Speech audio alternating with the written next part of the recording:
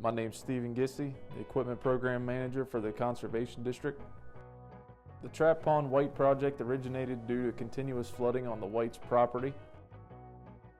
The design solution for this project was to create a wetland floodplain to hold the excess water during large rain events. SCD's equipment program scope of work on this project consisted of tree removal along the existing ditch, excavation to create the wetland floodplain, regrading of the adjacent yard, relocation of an existing utility pole, selective wetland plantings, and seeding of the area upon completion. This project was approximately 1 acre in size and took roughly 3 weeks from start to finish to construct.